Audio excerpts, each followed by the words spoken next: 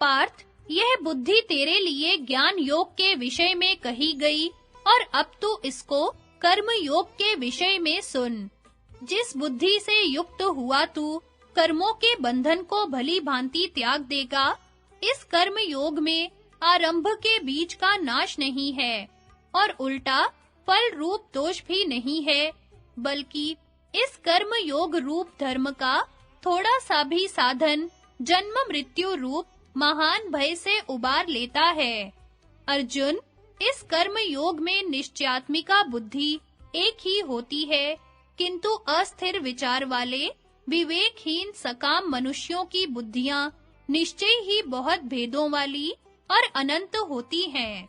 अर्जुन, जो भोगों में तन्मय हो रहे हैं, जो कर्म फल के प्रशंसक वेद वाक्यों में ही प्रीति रखने वाले हैं, जिनकी बुद्धि में स्वर्ग ही परम प्राप्य वस्तु है और जो स्वर्ग से बढ़कर दूसरी कोई वस्तु ही नहीं है, ऐसा कहने वाले हैं, वे अविवेकी जन भोग तथा ऐश्वर्य की प्राप्ति के लिए नाना प्रकार की बहुत सी क्रियाओं का वर्णन करने वाली और जन्म रूप कर्म फल देने वाली इस प्रकार की जिस पुष्पित यानी दिखाऊ शोभा युक्त वाणी को कहा करते हैं, उस वाणी द्वारा हरे हुए चित्त वाले जो भोग और ऐश्वर्य में अत्यंत आसक्त हैं, उन पुरुषों की परमात्मा के स्वरूप में निश्चयात्मिका बुद्धि नहीं होती।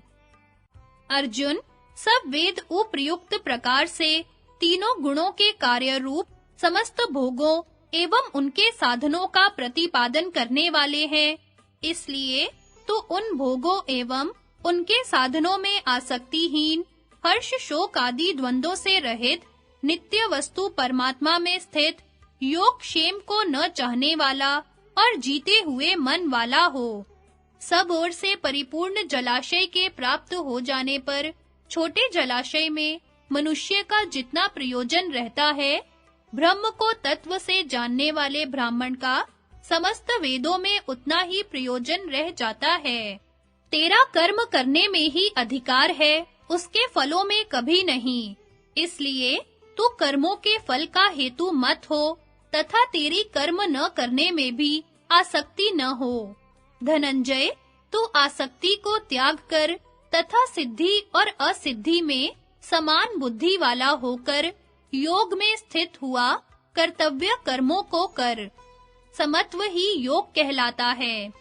इस समत्व रूप बुद्धि योग से सकाम कर्म अत्यंत ही निम्न श्रेणी का है। इसलिए धनंजय, तू समत्व बुद्धि में ही रक्षा का उपाय ढूंढ, क्योंकि फल के हेतु बनने वाले अत्यंत दीन है। समत्व बुद्धि युक्त पुरुष पुण्य और पाप दोनों को इसी लोक में त्याग देता है। इससे तू समत्व रूप योग के लिए ही चेष्टा कर। यह समत्व रूप योग ही कर्मों में कुशलता है, क्योंकि समत्व बुद्धि से युक्त ज्ञानी जन कर्मों से उत्पन्न होने वाले फल को त्याग कर जन्म रूप बंधन से मुक्त हो निर्विकार परम पद को ही प्राप्त हो जाते हैं। जिस काल में तेरी बुद्धि मोह रूप दलदल को भली भांति पार कर जाएगी, उस समय तू सुनी और सुनने में आने वाली इस लोक और परलोक संबंधी सभी बातों से वैराग्य को प्राप्त हो जाएगा। भांति-भांति के वचनों को सुनने से विचलित हुई तेरी बुद्धि जब परमात्मा के स्वरूप में अचल और स्थिर होकर ठहर जाएगी, तब तू भगवत प्राप्ति रूप योग को प्राप्त हो जाएगा। अर्जुन बोला, केशव, समाधि में स्थित प्रज्ञ पुरुष का क्या लक्षण है? वह स्थिर बुद्धि पुरुष कैसे बोलता है, कैसे बैठता है और कैसे चलता है?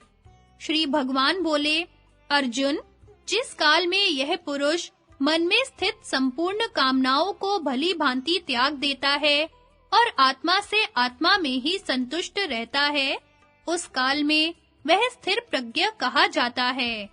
दुखों की प्राप्ति होने पर जिसके मन में उद्वेग नहीं होता, सुखों की प्राप्ति में जो सर्वथा निस्पृह है तथा जिसके राग, भय और क्रोध नष्ट हो गए हैं, ऐसा मुनि स्थिर बुद्धि कहा जाता है।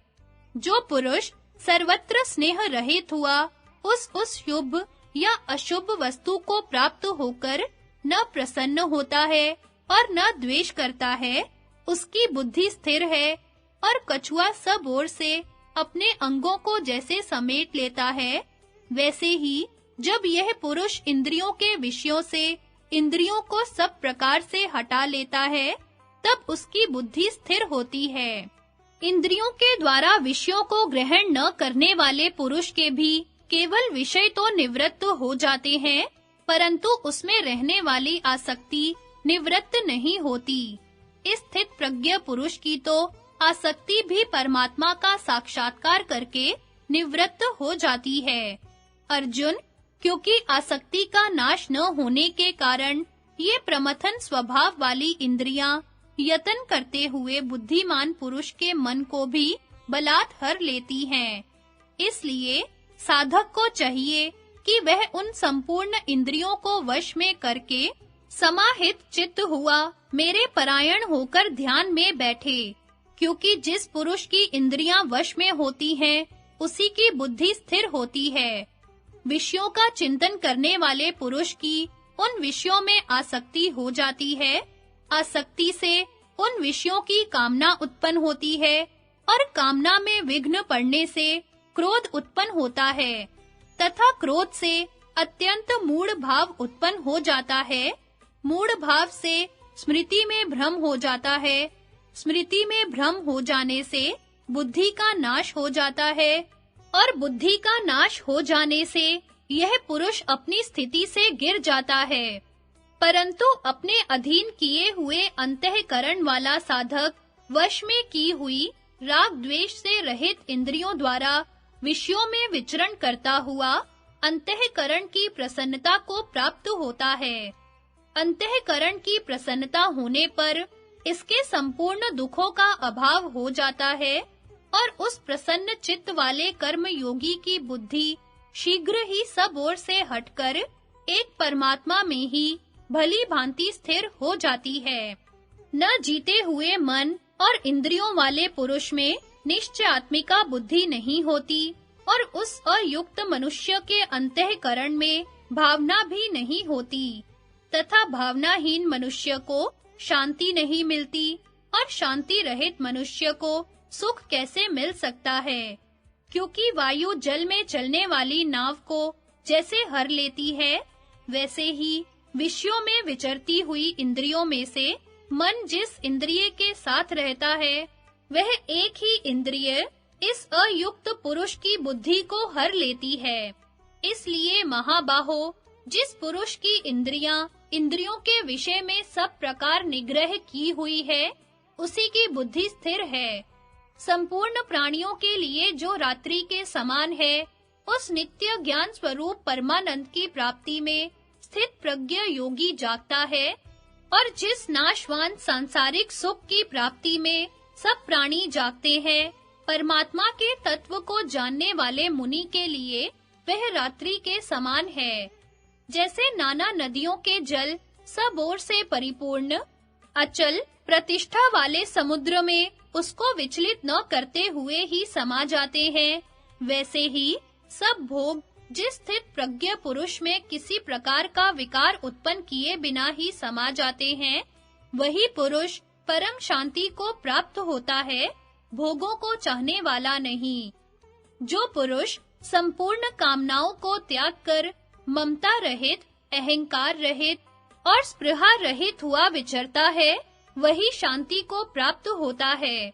अर्जुन, यह ब्रह्म को प्राप्त हुए पुरुष की स्थिति है। इसको प्राप्त होकर योगी कभी मोहित नहीं होता और अंत काल में भी इस ब्राह्मी स्थिति में स्थित होकर ब्रह्मानंद को प्राप्त हो जाता है। भगवत गीता कर्म योग। अर्जुन बोले, जनार्दन, यदि आपको कर्मों की अपेक्षा ज्ञान श्रेष्ठ मान्य है, तो फिर केशव मुझे भयंकर कर्म में क्यों लगाते हैं? आप मिले हुए से वचनों से मानो मेरी बुद्धि को मोहित कर रहे हैं। इसलिए उस एक बात को निश्चित करके कहिए जिससे मैं कल्याण को प्राप्त हो जाऊं।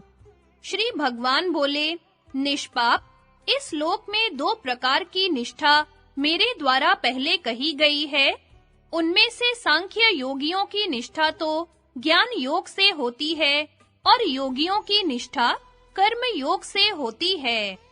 मनुष्य न तो कर्मों का आरंभ किए बिना निष्कर्मता को, योग निष्ठा को प्राप्त होता है और न केवल कर्मों का स्वरूप से त्याग करने से सिद्धि को, सांख्य निष्ठा को ही प्राप्त होता है। निसंदेह कोई भी मनुष्य किसी भी काल में क्षण मात्र भी बिना कर्म किए नहीं रहता, क्योंकि सारा मनुष्य समुदाय प्रकृति जनित गुणों द्वारा परवश हुआ कर्म करने के लिए बाध्य किया जाता है। जो मूढ़ बुद्धि मनुष्य समस्त इंद्रियों को हठ पूर्वक ऊपर से रोककर मन से उन इंद्रियों के विषयों का चिंतन करता रहता है, वह मिथ्याचारी कहा जाता है। किंतु अर्जुन, जो पुरुष मन से इंद्रियों को वश में करके अनासक्त हुआ, दसों इंद्रियों द्वारा कर्म योग का आचरण करता है, वही श्रेष्ठ है। तू शास्त्र विहित कर्तव्य कर्म कर, क्योंकि कर्म न करने की अपेक्षा कर्म करना श्रेष्ठ है, तथा कर्म न करने से तेरा शरीर निर्वाह भी नहीं सिद्ध होगा। यज्ञ के निमित्त किए जाने वाले कर्मों से अतिरिक्त दूसरे कर्मों में लगा हुआ ही यह मनुष्य समुदाय कर्मों से बंधता है। इसलिए अर्जुन, तू आसक्ति से रहित होकर उस यज्ञ के निमित्त ही भली भांति कर्तव्य कर्म कर। प्रजापति ब्रह्मा ने कल्प के आदि में यज्ञ सहित प्रजाओं को रचकर उनसे कहा कि तुम लोग इस यज्ञ के द्वारा वृद्धि को प्राप्त हो और यह यज्ञ तुम लोगों को इच्छित भोग प्रदान करने वाला हो। तुम लोग इस यज्ञ के द्वारा देवताओं को उन्नत करो और वे देवता तुम लोगों को उन्नत करें। इस प्रकार निस्वार्थ भाव से एक दूसरे को उन्नत करते हुए तुम लोग परम कल्याण को प्राप्त हो जाओगे। यज्ञ के द्वारा बढ़ाए हुए देवता तुम लोगों को बिना मांगे ही इच्छित भोग निश्चय ही देते रहेंगे। इस प्रकार उन देवताओं के द्वारा दिए हुए भोगों को जो पुरुष उनको बिना दिए स्वयं भोगता है, वह चोर ही है। यज्ञ से बचे हुए अन्न को खाने वाले श्रेष्ठ पुरुष सब पापों से मुक्त हो जाते हैं, और जो पापी लोग अपना शरीर पोषण करने के लिए ही अन्न पकाते हैं, वे तो पाप को ही खाते हैं। संपूर्ण प्राणी अन्न से उत्पन्न होते हैं। अन्न की उत्पत्ति वृष्टि से होती है, वृष्टि यज्ञ से होती है, और यज्ञ विहित कर्मों से उत्पन्न होने वाला है। कर्म समुदाय को तू वेद से उत्पन्न कर और वेद को अविनाशी परमात्मा से उत्पन्न हुआ जान। इससे सिद्ध होता है कि सर्वव्यापी परम अक्षर परमात्मा सदा ही यज्ञ में प्रतिष्ठित है। पार्थ, जो पुरुष इस लोक में इस प्रकार परंपरा से प्रचलित सृष्टि चक्र के अनुकूल नहीं बरतता, अपने कर्तव्य का पालन नहीं करता, वह इंद्रियों के द्वारा भोगों में रमण करने वाला पापायु पुरुष व्यर्थ ही जीता है। परंतु जो मनुष्य आत्मा में ही रमण करने वाला और आत्मा में ही तृप्त तथा आत्मा में ही संतुष्ट हो, उसके लिए कोई कर्तव्य नहीं है। उस महापुरुष का इस विश्व में न तो कर्म करने से कोई प्रयोजन रहता है और न कर्मों के न करने से ही कोई प्रयोजन रहता है, तथा संपूर्ण प्राणियों में भी इसका किंचन मात्र भी स्वार्थ का संबंध नहीं रहता। इसलिए तू आसक्ति से रहित होकर सदा कर्तव्य कर्म को भली भांति करता रह, क्योंकि आसक्ति से रहित होकर कर्म करता हुआ मनुष्य परमात्मा को प्राप्त हो जाता है। जनक आदि ज्ञानी जन भी आसक्ति रहित कर्म द्वारा ही परम सिद्धि को प्राप्त हुए थे। इसलिए तथा लोक संग्रह को देखते हुए भी तो कर्म करने को ही योग्य है। श्रेष्ठ पुरुष जो आचरण करता है, अन्य पुरुष भी वैसा ही आचरण करते हैं। वह जो कुछ प्रमाण कर देता है, समस्त मनुष्य समुदाय उसी के अनुसार बरतने लग जाता है। अर्जुन, मुझे इन तीनों लोकों में न तो कुछ कर्तव्य है और न कोई भी प्राप्त करने योग्य वस्तु अप्राप्त है, तो भी मैं कर्म में ही बरतता हूँ, क्योंकि पार्थ, यदि कदाचित मैं सावधान होकर कर्मों में न बरतूं, तो बड़ी हानि हो जाए। क्योंकि मनुष्य मात्र सब प्रकार से मेरे ही मार्ग का अनुसरण करते हैं, इसलिए यदि मैं कर्म न करूं, तो ये सब मनुष्य नष्ट भ्रष्ट हो जाएं, और मैं संकर्ता का करने वाला हूँ तथा इस समस्त प्रजा को नष्ट करने वाला बनूं। भारत, कर्म में आसक्त हुए ज्ञानी जन जिस प्रकार कर्म करते हैं, आसक्ति रहित विद्वान भी लोक संग्रह करना चाहता हुआ उसी प्रकार कर्म करे। परमात्मा के स्वरूप में अटल स्थित हुए ज्ञानी पुरुष को चाहिए कि वह शास्त्र विहित कर्मों में आसक्ति वाले अज्ञानियों की बुद्धि में भ्रम, कर्मों में अश्रद्धा उत्पन्न न करे, किंतु स्वयं शास्त्र विहित समस्त कर्म भली भांति करता हुआ उनसे भी वैसे ही करवावे। वास्तव में संपूर्ण कर्म सब प्रकार से प्रकृति के गुणों द्वारा किए जाते हैं, तो भी जिसका अंतःकरण अहंकार से मोहित हो रहा है, ऐसा अज्ञानी मैं करता हूँ ऐसा मानता है। परंतु महाबाहो, गुण विभाग और कर्म विभाग के तत्व को भली भांति जानने वाला ज्ञान योगी संपूर्ण गुण ही गुणों में बरत रहे हैं। ऐसा समझकर वह उनमें आसक्त नहीं होता।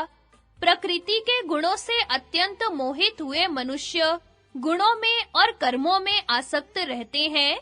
उन पूर्णतया न समझने वाले मंद बुद्धि अज्ञानियों को पूर्णतया जानने वाला ज्ञान योगी विचलित न करे।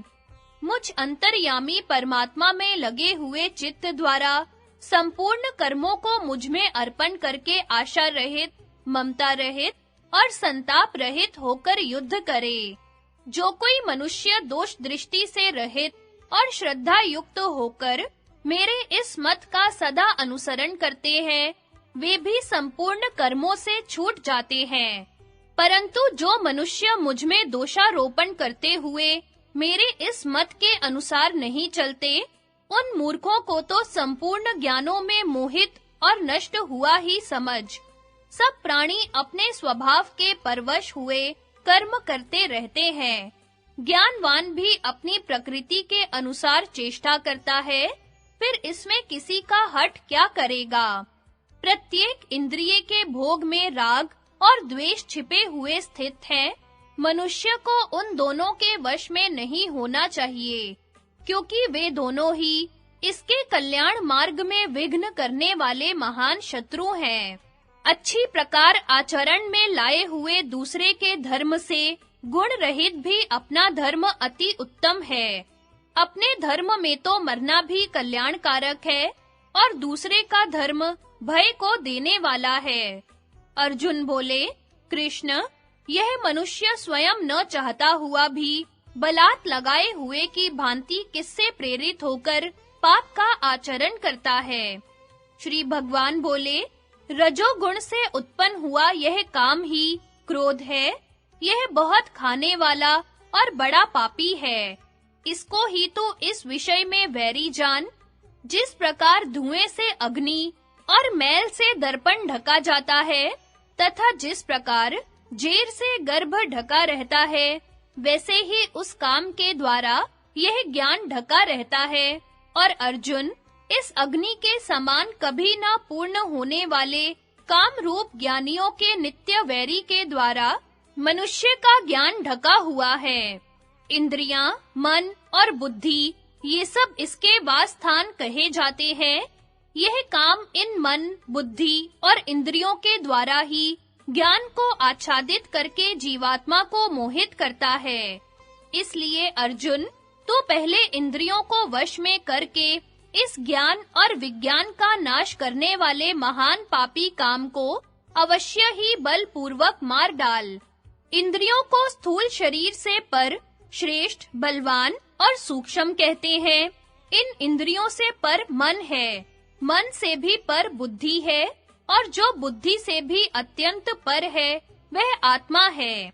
इस प्रकार बुद्धि से पर, सूक्ष्म, बलवान और अत्यंत श्रेष्ठ आत्मा को जानकर और बुद्धि के द्वारा मन को वश में करके महाबाहो, तो इस काम रूप दुर्जय शत्रु गीता ज्ञान कर्म संन्यास योग। श्री भगवान बोले, मैंने इस अविनाशी योग को सूर्य से कहा था, सूर्य ने अपने पुत्र वैवस्वत मनु से कहा और मनु ने अपने पुत्र राजा इक्ष्वाकु से कहा। परंतप अर्जुन, इस प्रकार परंपरा से प्राप्त इस योग को राज ऋषियों ने जाना, किंतु उसके बाद वह योग बहुत काल से इस पृथ्वी लोक में लुप्त प्राय हो गया। तो मेरा भक्त और प्रिय सखा है, इसलिए वही यह पुरातन योग आज मैंने तुझको कहा है, क्योंकि यह योग बड़ा ही उत्तम रहस्य है।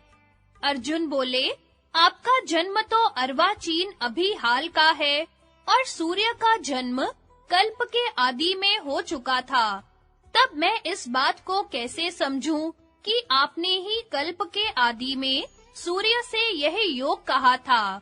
श्री भगवान बोले, परंतप अर्जुन, मेरे और तेरे बहुत से जन्म हो चुके हैं, उन सबको तू नहीं जानता, किंतु मैं जानता हूँ। मैं अजन्मा और अविनाशी स्वरूप होते हुए भी तथा समस्त प्राणियों का ईश्वर होते हुए भी अपनी प्रकृति को अधीन करके अपनी योग माया से प्रकट होता हूँ। भारत, जब जब धर्म की हानि और अधर्म की वृद्धि होती है, तब ही मैं अपने रूप को रचता हूँ। साधु पुरुषों का उद्धार करने के लिए, पाप कर्म करने वालों का विनाश करने के लिए और धर्म की अच्छी तरह से स्थापना करने के लिए मैं युग-युग में प्रकट हुआ करता हूँ। अर्जुन, मेरे जन्म और कर्म दिव्य हैं। इस प्रकार जो मनुष्य तत्व से जान लेता है, वह शरीर को त्याग कर फिर जन्म ग्रहण नहीं करता, किंतु मुझे ही प्राप्त होता है। पहले भी जिनके राग, भय और क्रोध सर्वथा नष्ट हो गए थे और जो मुझ में अनन्य प्रेम पूर्वक स्थित रहते थे, ऐसे मेरे आश्रित रहने वाले बहुत से भक्त उपर्युक्त ज्ञान रूप तप से पवित्र होकर मेरे स्वरूप को प्राप्त हो चुके हैं। अर्जुन, जो भक्त मुझे जिस प्रकार भजते हैं, मैं भी उनको उसी प्रकार भजता हूँ, क्योंकि सभी मनुष्य सब प्रकार से मेरे ही मार्ग का अनुसरण करते हैं। इस मनुष्य लोक में कर्मों के फल को चाहने वाले लोग देवताओं का पूजन किया करते हैं, क्योंकि उनको कर्मों से उत्पन्न होने वाली सिद्धि शीघ्र मिल जाती है। ब्राह्मण, क्षत्रिय, वैश्य और शूद्र, इन चार वर्णों का समूह गुण और कर्मों के विभाग पूर्वक मेरे द्वारा रचा गया है। इस प्रकार उस सृष्टि रचना आदि कर्म का कर्ता होने पर भी मुझ अविनाशी परमेश्वर को तू वास्तव में अकर्ता ही जान। कर्मों के फल में मेरी स्पृहा नहीं है, इसलिए मुझे कर्म लिप्त नहीं करते। इस प्रकार जो मुझे तत्व से जान लेता है, वह भी कर्मों से नहीं बंधता। पूर्व काल के मुमुक्षुओं ने भी इसी प्रकार जानकर ही कर्म किए हैं, इसलिए तू भी पूर्वजों द्वारा सदा से किए जाने वाले कर्मों को ही कर। कर्म क्या है और अकर्म क्या है, इस प्रकार इसका निर्णय करने में बुद्धिमान पुरुष भी मोहित हो जाते हैं। इसलिए वह कर्म तत्व मैं तुझे भली भांति समझाकर कहूँगा, जिसे जानकर तू अशुभ कर्म बंधन से मुक्त हो जाएगा। कर्म का स्वरूप भी जानना चाहिए और अकर्म का स्वरूप भी जानना चाहिए तथा विकर्म का स्वरूप भी जानना चाहिए, क्योंकि कर्म की गति गहन है। जो मनुष्य कर्म में अकर्म देखता है और जो अकर्म में कर्म देखता है, वह मनुष्यों में बुद्धिमान है और वह योगी समस्त कर्मों को करने वाला है। जिसके संपूर्ण शास्त्र सम्मत कर्म बिना कामना और संकल्प के होते हैं तथा जिसके समस्त कर्म ज्ञान रूप अग्नि के द्वारा भस्म हो गए हैं, उस महापुरुष को ज्ञानी जन भी पंडित कहते हैं। जो पुरुष समस्त कर्मों में और उनके फल में आसक्ति का सर्वथा त्याग करके संसार के आश्रय से रहित हो गया है और परमात्मा में नित्य तृप्त है, वह कर्मों में भली भांति बरतता हुआ भी वास्तव में कुछ भी नहीं करता। जिसका अंतःकरण और इंद्रियों के सहित शरीर जीता हुआ है और जिसने समस्त भोगों की सामग्री का परित्याग कर दिया है, ऐसा आशा रहित पुरुष केवल शरीर संबंधी कर्म करता हुआ भी पाप को नहीं प्राप्त होता। जो बिना इच्छा के अपने आप प्राप्त हुए पदार्थ में सदा संतुष्ट रहता है, जिसमें ईर्ष्या का सर्वथा अभाव हो गया है, जो हर्ष शोक आदि द्वंद्वों से सर्वथा अतीत हो गया है, ऐसा सिद्धि और असिद्धि में सम रहने वाला कर्मयोगी कर्म करता हुआ भी उनसे नहीं बंधता। जिसकी आसक्ति सर्वथा नष्ट हो गई है, जो देहाभिमान और ममता से रहित हो गया है, जिसका चित्त निरंतर परमात्मा के ज्ञान में स्थित रहता है, ऐसे केवल यज्ञ संपादन के लिए कर्म करने वाले मनुष्य के संपूर्ण कर्म भली भांति विलीन हो जाते हैं। जिस यज्ञ में अर्पण आदि भी ब्रह्म है और हवन किए जाने योग्य द्रव्य भी ब्रह्म है तथा ब्रह्म रूप कर्ता के द्वारा ब्रह्म रूप अग्नि में आहुति देना रूप क्रिया भी ब्रह्म है, उस ब्रह्म कर्म में स्थित रहने वाले पुरुष द्वारा प्राप्त किए जाने योग्य फल भी ब्रह्म ही है।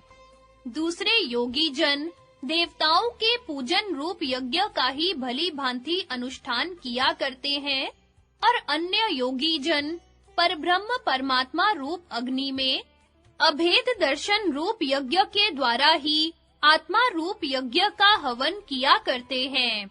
अन्य योगी जन श्रोत्र आदि समस्त इंद्रियों को संयम रूप अग्नियों में हवन किया करते हैं और दूसरे योगी लोग शब्द आदि समस्त विषयों को इंद्रिय रूप अग्नियों में हवन किया करते हैं।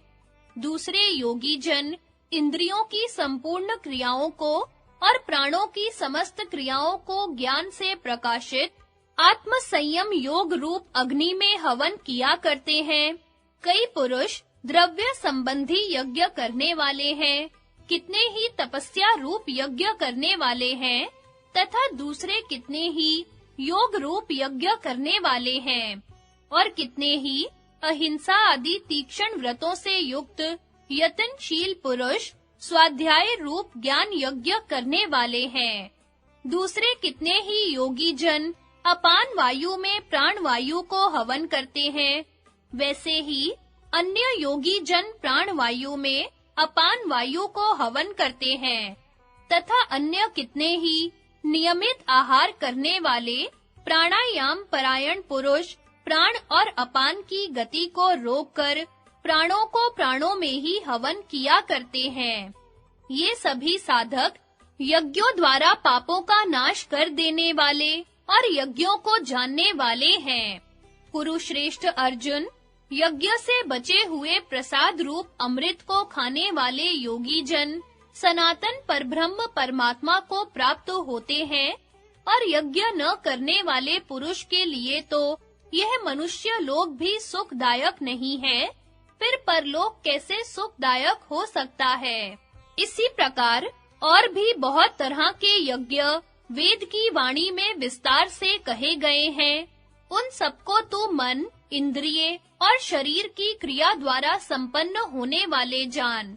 इस प्रकार तत्व से जानकर उनके अनुष्ठान द्वारा तू कर्म बंधन से सर्वथा मुक्त हो जाएगा।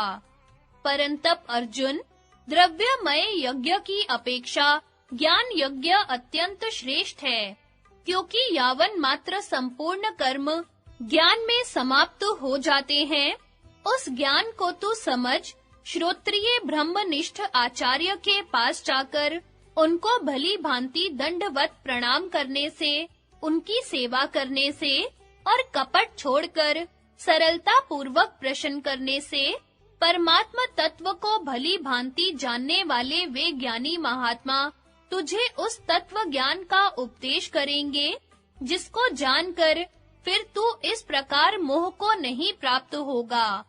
तथा अर्जुन, जिसके ज्ञान के द्वारा तू संपूर्ण भूतों को निःशेष भाव से पहले अपने में और पीछे मुझ सच्चिदानंद घन परमात्मा में देखेगा। यदि तू अन्य सब पापियों से भी अधिक पाप करने वाला है, तो भी तू ज्ञान रूप नौका द्वारा निसंदेह संपूर्ण पापों को भली भांति लांघ जाएगा। क्योंकि अर्जुन, जैसे प्रज्वलित अग्नि ईंधन को भस्ममय कर देता है, वैसे ही ज्ञान रूप अग्नि संपूर्ण कर्मों को भस्ममय कर देता है। इस संसार में ज्ञान के समान पवित्र करने वाला निसंदेह कुछ भी नहीं है। उस ज्ञान को कितने ही काल से कर्म योग के द्वारा शुद्धांतःकरण हुआ मनुष्य अपने आप ही आत्मा में पा लेता है। जितेंद्रिय, साधन परायण और श्रद्धावान मनुष्य ज्ञान को प्राप्त होता है तथा ज्ञान को प्राप्त होकर वह बिना विलंब के तत्काल ही भगवत प्राप्ति रूप परम शांति को प्राप्त हो जाता है। विवेकहीन तथा श्रद्धा रहित और संशय युक्त पुरुष परमार्थ से भ्रष्ट हो जाता है। उनमें भी संशय युक्त पुरुष के लिए न तो यह लोक है, न परलोक है और न सुख ही है। धनंजय, जिसने कर्म योग की विधि से समस्त कर्मों का परमात्मा में अर्पण कर दिया है और जिसने विवेक द्वारा समस्त संशयों का नाश कर दिया है, ऐसे स्वाधीन अंतःकरण वाले पुरुष को कर्म नहीं बांधते। इसलिए भरतवंशी अर्जुन, तू हृदय में स्थित इस अज्ञान जनित अपने संशय का विवेक ज्ञान रूप तलवार द्वारा छेदन करके समत्व रूप कर्म योग में स्थित हो जा और युद्ध के लिए कर्म संन्यास योग। अर्जुन बोले, कृष्ण, आप कर्मों के संन्यास की और फिर कर्म योग की प्रशंसा करते हैं, इसलिए उन दोनों में से एक जो निश्चित किया हुआ कल्याण कारक हो, उसको मेरे लिए कहिए। श्री भगवान बोले, कर्म संन्यास और कर्म योग ये दोनों ही परम कल्याण के करने वाले हैं, परंतु उन दोनों में भी कर्म संन्यास से कर्म योग साधन में सुगम होने से श्रेष्ठ है। अर्जुन, जो पुरुष न किसी से द्वेष करता है और न किसी की आकांक्षा करता है, वह कर्मयोगी सदा सन्यासी ही समझने योग्य है, क्योंकि राग द्वेष आदि द्वंद्वों से रहित पुरुष सुख पूर्वक संसार बंधन से मुक्त हो जाता है। उपर्युक्त सन्यास और कर्मयोग को मूर्ख लोग पृथक-पृथक फल देने वाले कहते हैं, न कि पंडित जन, क्योंकि दोनों में से एक में भी सम्यक प्रकार से स्थित पुरुष दोनों के फल रूप परमात्मा को प्राप्त होता है। ज्ञान योगियों द्वारा जो परम धाम प्राप्त किया जाता है, कर्म योगियों द्वारा भी वही प्राप्त किया जाता है। इसलिए जो पुरुष ज्ञान योग और कर्म योग को फल रूप में एक देखता है, वही यथार्थ देखता है। परंतु अर्जुन, कर्म योग के बिना संन्यास, मन, इंद्रिय और शरीर द्वारा होने वाले संपूर्ण कर्मों में कर्तापन का त्याग प्राप्त होना कठिन है और भगवत स्वरूप को मनन करने वाला कर्मयोगी परब्रह्म परमात्मा को शीघ्र ही प्राप्त हो जाता है। जिसका मन अपने वश में है, जो जितेंद्रिय एवं विशुद्ध अंतःकरण वाला है और संपूर्ण प्राणियों का आत्मा रूप परमात्मा ही जिसका आत्मा है, ऐसा कर्मयोगी कर्म करता हुआ भी लिप्त नहीं होता। तत्व को जानने वाला सांख्य योगी तो देखता हुआ, सुनता हुआ, स्पर्श करता हुआ, सूंघता हुआ, भोजन करता हुआ, गमन करता हुआ, सोता हुआ, श्वास लेता हुआ, बोलता हुआ, त्यागता हुआ, ग्रहण करता हुआ तथा आंखों को खोलता और मूंदता हुआ भी सब इंद्रियां अपने-अपने अर्थों में बरत रही हैं। इस प्रकार समझकर निसंदेह ऐसा माने कि मैं कुछ भी नहीं करता। जो पुरुष सब कर्मों को परमात्मा में अर्पण करके और आसक्ति को त्याग कर कर्म करता है, वह पुरुष जल से कमल के पत्ते की भांति पाप से लिप्त नहीं होता। कर्म योगी ममत्व बुद्धि रहित केवल इंद्रिय, मन, बुद्धि और शरीर द्वारा भी आसक्ति को त्याग कर अंतःकरण की शुद्धि के लिए कर्म करते हैं। कर्म योगी कर्मों के फल को परमेश्वर को अर्पण करके भगवत प्राप्ति रूप शांति को प्राप्त होता है और सकाम पुरुष कामना की प्रेरणा से फल में आसक्त होकर बंधता है। अंतःकरण जिसके वश में है, ऐसा सांख्य योग का आचरण करने वाला पुरुष न करता हुआ और न करवाता हुआ ही नव द्वारों वाले शरीर रूप घर में सब कर्मों को मन से त्याग कर आनंद पूर्वक सच्चिदानंद घन परमात्मा के स्वरूप में स्थित रहता है।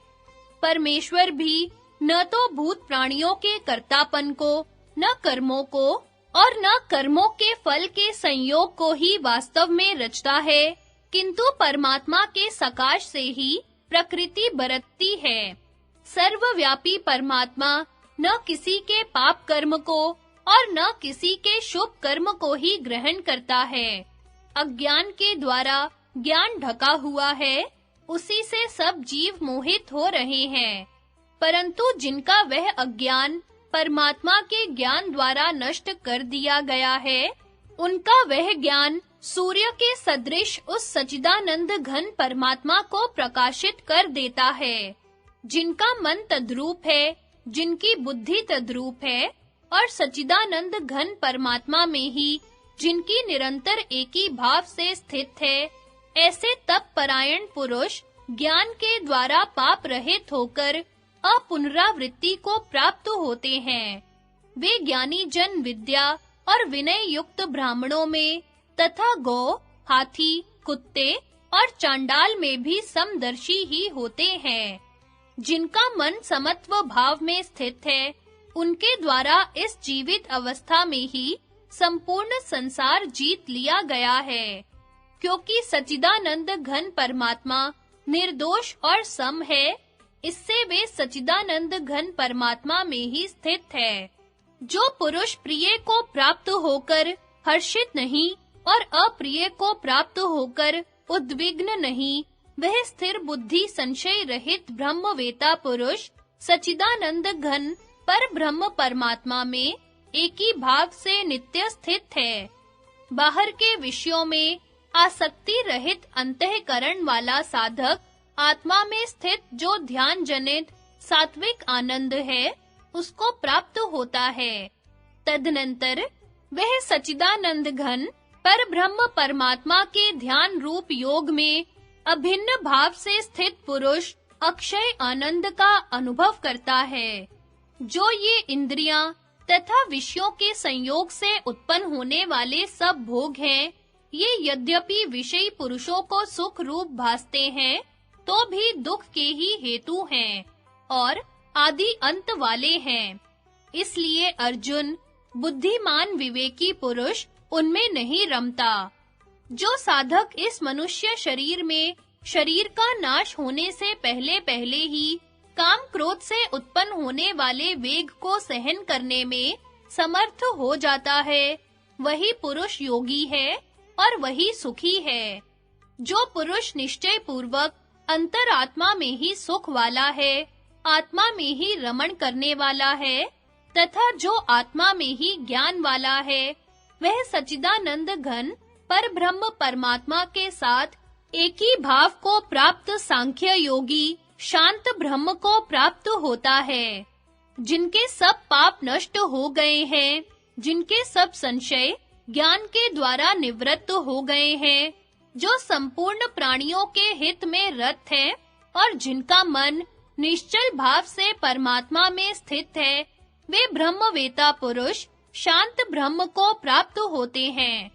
काम क्रोध से रहित जीते हुए चित्त वाले पर ब्रह्म परमात्मा का साक्षात्कार किए हुए ज्ञानी पुरुषों के लिए सब ओर से शांत पर ब्रह्म परमात्मा ही परिपूर्ण है। बाहर के विषय भोगों को न चिंतन करता हुआ बाहर ही निकालकर और नेत्रों की दृष्टि को भ्रकुटी के बीच में स्थित करके नासिका में विचरने वाले प्राण और अपान वायु को सम करके जिसकी इंद्रियां मन और बुद्धि जीती हुई है, ऐसा जो मोक्ष परायण मुनि इच्छा, भय और क्रोध से रहित हो गया है, वह सदा मुक्त ही है। मेरा भक्त मुझको सब यज्ञ और तपों को भोगने वाला, संपूर्ण लोकों के ईश्वर का भी ईश्वर तथा समस्त भूत प्राणियों का सुहृद अर्थात स्वार्थ रहित दयालु और प्रेमी, ऐसा तत्व से जानकर शांति को प्राप्त होता है। श्रीमद् भगवद गीता आत्म संयम योग। श्री भगवान बोले, जो पुरुष कर्म फल का आश्रय न लेकर करने योग्य कर्म करता है, वह सन्यासी तथा योगी है और केवल अग्नि का त्याग करने वाले सन्यासी नहीं है तथा केवल क्रियाओं का त्याग करने वाला योगी नहीं है। अर्जुन, जिसको सन्यास ऐसा कहते हैं, उसी को तू योग जान, क्योंकि संकल्पों का त्याग न करने वाला कोई भी पुरुष योगी नहीं होता।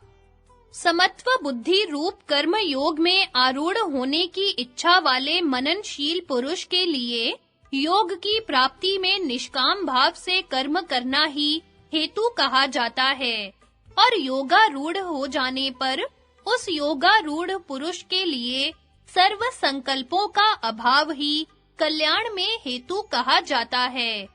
जिस काल में न तो इंद्रियों के भोगों में और न कर्मों में ही आसक्त होता है, उस काल में सर्व संकल्पों का त्यागी पुरुष योगारूढ़ कहा जाता है।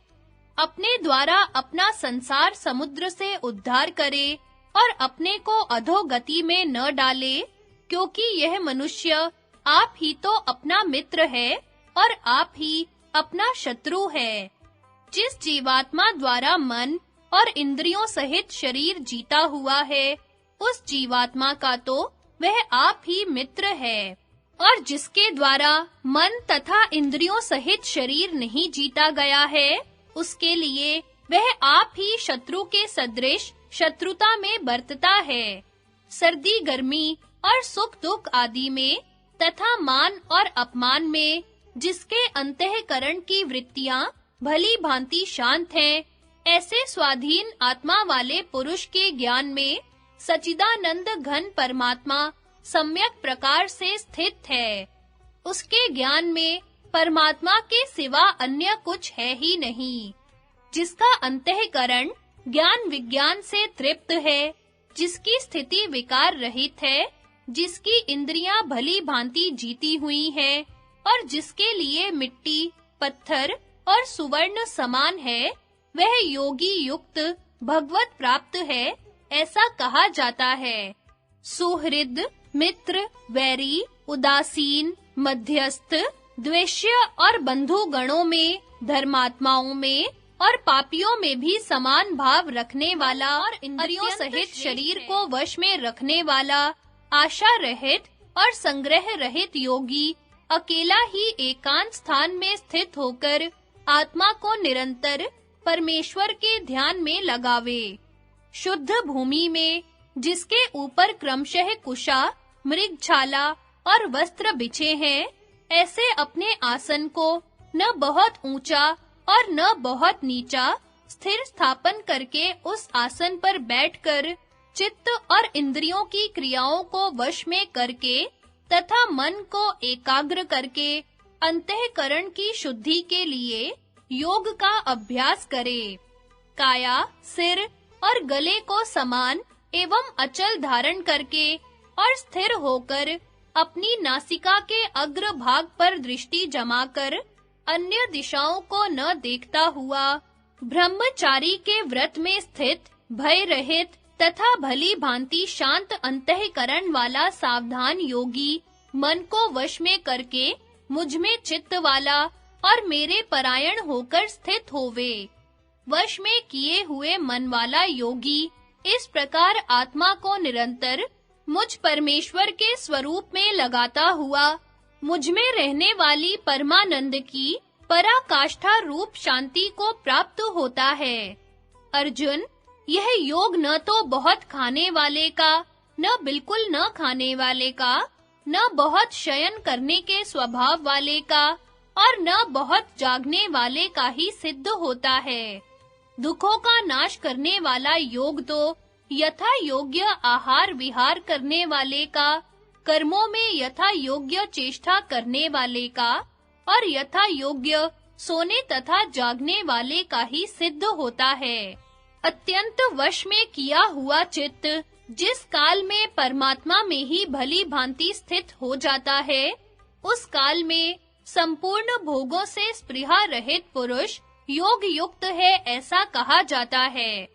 जिस प्रकार वायु रहित स्थान में स्थित दीपक चलायमान नहीं होता, वैसे ही उपमा परमात्मा के ध्यान में लगे हुए योगी के जीते हुए चित्त की कही गई है। योग के अभ्यास से निरुद्ध चित्त जिस अवस्था में उपराम हो जाता है और जिस अवस्था में परमात्मा के ध्यान से शुद्ध हुई सूक्ष्म बुद्धि द्वारा परमात्मा को साक्षात करता हुआ सच्चिदानंद घन परमात्मा में ही संतुष्ट रहता है, इंद्रियों से अतीत केवल शुद्ध हुई सूक्ष्म बुद्धि द्वारा ग्रहण करने योग्य जो अनंत आनंद है, उसको जिस अवस्था में अनुभव करता है और जिस अवस्था में स्थित यह योगी परमात्मा के स्वरूप से विचलित होता ही नहीं, परमात्मा की प्राप्ति रूप जिस लाभ को प्राप्त होकर उससे अधिक दूसरा कुछ भी लाभ नहीं मानता और परमात्मा प्राप्ति रूप जिस अवस्था में स्थित योगी बड़े भारी दुख से भी चलायमान नहीं होता, जो दुख रूप संसार के संयोग से रहित है तथा जिसका नाम योग है, उसको जानना चाहिए। वह योग न उक्ताए हुए धैर्य और उत्साह युक्त चित्त से निश्चय पूर्वक करना कर्तव्य है। संकल्प से उत्पन्न होने वाली संपूर्ण कामनाओं को निशेष रूप से त्याग कर और मन के द्वारा इंद्रियों के समुदाय को सभी ओर से भली भांति रोककर क्रम से अभ्यास करता हुआ उपरामता को प्राप्त हो तथा धैर्य युक्त बुद्धि के द्वारा मन को परमात्मा में स्थित करके परमात्मा के सिवा और कुछ भी चिंतन न करे। यह स्थिर न रहने वाला और चंचल मन जिस शब्द आदि विषय के निमित्त से संसार में विचरता है, उस विषय से रोककर उसे बार-बार परमात्मा में ही निरुद्ध करें। क्योंकि जिसका मन भली प्रकार शांत है, जो पापों से रहित है और जिसका रजोगुण शांत हो गया है, ऐसे इस सच्चिदानंद घन ब्रह्म के साथ एक ही भाव हुए योगी को उत्तम आनंद प्राप्त होता है। वह पाप रहित योगी इस प्रकार निरंतर आत्मा को परमात्मा में लगाता हुआ सुख पूर्वक परब्रह्म परमात्मा की प्राप्ति रूप अनंत आनंद को अनुभव करता है। सर्वव्यापी अनंत चेतन में एक ही भाव से स्थिति रूप योग से युक्त आत्मा वाला तथा सब में संभाव से देखने वाला योगी आत्मा को संपूर्ण भूतों में और संपूर्ण भूतों को आत्मा में देखता है। जो पुरुष संपूर्ण भूतों में सबके आत्मरूप मुझ वासुदेव को ही व्यापक देखता है और संपूर्ण भूतों को मुझ वासुदेव के अंतर्गत देखता है, उसके लिए मैं अदृश्य नहीं होता और मेरे लिए वह अदृश्य नहीं होता। जो पुरुष एक ही भाव में स्थित होकर संपूर्ण भूतों में आत्म रूप से स्थित मुझ सच्चिदानंद घन वासुदेव को भजता है, वह योगी सब प्रकार से बरतता हुआ भी मुझ में ही बरतता है। अर्जुन, जो योगी अपनी भांति संपूर्ण भूतों में सम देखता है और सुख अथवा दुख को भी सब में सम देखता है, वह योगी परम श्रेष्ठ माना गया है। अर्जुन बोले, मधुसूदन, जो यह योग आपने समत्व भाव से कहा है, मन के चंचल होने से मैं इसकी नित्य स्थिति को नहीं देखता हूँ, क्योंकि श्री कृष्ण यह मन बड़ा चंचल प्रमथन स्वभाव वाला, बड़ा दृढ़ और बलवान है, इसलिए उसका वश में करना मैं वायु के रोकने की भांति अत्यंत दुष्कर मानता हूँ। श्री भगवान बोले, महाबाहो, निसंदेह मन चंचल और कठिनता से वश में होने वाला है, परंतु कुंती पुत्र अर्जुन यह अभ्यास और वैराग्य से वश में होता है। जिसका मन वश में किया हुआ नहीं है, ऐसे पुरुष द्वारा योग दुष्प्राप्य है, और वश में किए हुए मन वाले प्रयत्नशील पुरुष द्वारा साधन करने से उसका प्राप्त होना सहज है, यह मेरा मत है। अर्जुन बोले, श्री कृष्ण, जो योग में श्रद्धा रखने वाला है किंतु संयमी नहीं है, इस कारण जिसका मन अंत काल में योग से विचलित हो गया है, ऐसे साधक योग की सिद्धि को न प्राप्त होकर किस गति को प्राप्त होता है? महाबाहो, क्या वह भगवत प्राप्ति के मार्ग में मोहित और आश्रय रहित पुरुष छिन्न-भिन्न बादल की भांति दोनों ओर से भ्रष्ट होकर नष्ट तो नहीं हो जाता? श्री कृष्ण, मेरे इस संशय को संपूर्ण रूप से छेदन करने के लिए आप ही योग्य हैं, क्योंकि आपके सिवा दूसरा इस संशय का छेदन करने वाला मिलना संभव नहीं है। श्री भगवान बोले, पार्थ, उस पुरुष का न तो इस लोक में नाश होता है और न परलोकों में ही, क्योंकि प्यारे, आत्मा उद्धार के लिए कर्म करने वाला कोई भी मनुष्य दुर्गति को प्राप्त नहीं होता। योग भ्रष्ट पुरुष पुण्यवानों के लोकों को प्राप्त होकर उनमें बहुत वर्षों तक निवास करके फिर शुद्ध आचरण वाले श्रीमान पुरुषों के घर में जन्म लेता है, अथवा वैराग्यवान पुरुष उन लोकों में न जाकर ज्ञानवान योगियों के ही कुल में जन्म लेता है। परंतु इस प्रकार का जो यह जन्म है, सो संसार में निसंदेह अत्यंत दुर्लभ है। वहाँ उस पहले शरीर में संग्रह किए हुए बुद्धि संयोग को, समत्व बुद्धि योग के संस्कारों को अनायास ही प्राप्त हो जाता है, और कुरुनंदन, उसके प्रभाव से वह फिर परमात्मा की प्राप्ति रूप सिद्धि के लिए पहले से भी बढ़कर प्रयत्न करता है। वह श्रीमानों के घर में जन्म लेने वाला योग भ्रष्ट पराधीन हुआ भी उस पहले के अभ्यास से ही निसंदेह भगवान की ओर आकर्षित किया जाता है, तथा समत्व बुद्धि रूप योग का जिज्ञासु भी वेद में कहे हुए सकाम कर्मों के फल को उल्लंघन कर जाता है। परंतु प्रयत्न पूर्वक अभ्यास करने वाला योगी तो पिछले अनेक जन्मों के संस्कार बल से इसी जन्म में संसिद्ध होकर संपूर्ण पापों से रहित हो तत्काल ही परम गति को प्राप्त हो जाता है। योगी तपस्वियों से श्रेष्ठ है, शास्त्र ज्ञानियों से भी श्रेष्ठ माना गया है, और सकाम कर्म करने वालों से भी योगी श्रेष्ठ है। इससे अर्जुन, तू योगी हो। संपूर्ण योगियों में भी जो श्रद्धावान योगी मुझ में लगे हुए अंतरात्मा से मुझको निरंतर भजता है, वह योगी मुझे परम श्रेष्ठ मान्य है।